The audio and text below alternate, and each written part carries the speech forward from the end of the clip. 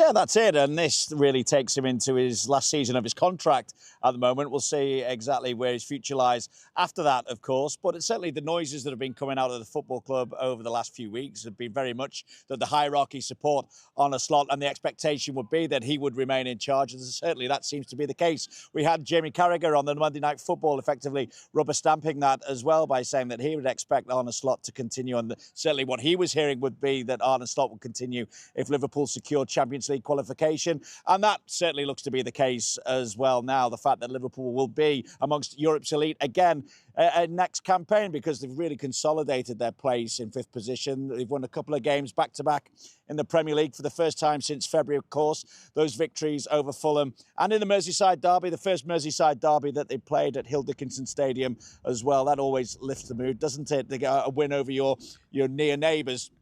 And as I say, now they've opened up a bit of breathing space between themselves and now Brighton, of course, who occupy sixth place in the Premier League after that victory over Chelsea. 6 points the difference, 5 points the difference between Liverpool and Brighton at the moment. 7 points now the gap between Liverpool and Chelsea. And there's only 3 points between themselves, Manchester United and Aston Villa, of course, as well. So feasibly, Liverpool could still finish higher up in the Premier League. So yes, it's a disappointing season overall that they've not been able to add further success to last season's 20th league title. They're second in the Premier League.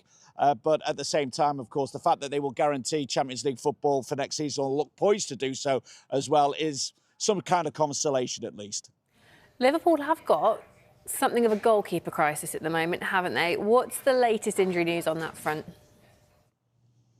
Yeah, well, it's not good, I'm afraid, because we've been at training today, and amongst the goalkeepers, while Freddie Woodman was out there wasn't any sign of Mamardashvili, there wasn't any sign of Alisson either. Now, we didn't really expect to see Mamardashvili out there after he'd had stitches on a knee wound in that Merseyside derby, which forced him off, and obviously we saw him replaced by Freddie Woodman. Woodman making his Premier League debut for the football club, but at the same time, of course, we maybe thought that Alisson might be joining in with the keepers, but he's certainly not today. Now, he hasn't figured since the 4-0 victory over Galatasaray. It's 6 games that he's missed now as well. There is hope, I think, or certainly there was last time we spoke to Arne Slot, that maybe Alisson could be back for the Manchester United game.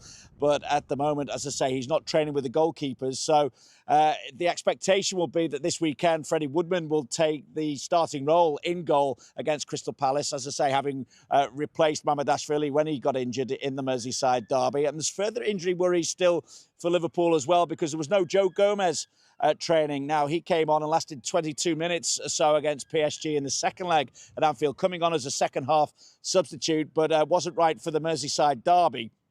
And so, again, the fact that he's not training today would suggest that maybe he won't be ready to come back into things for that game against Crystal Palace. And as obviously expected, Ekitike out for the rest of the season as well. The likes of Bradley, Leone and Endo still not training either. So a few injury concerns for Arne Slot still ahead of that game against Crystal Palace. But certainly the mood at Liverpool is a lot more buoyant than it was a month or so ago.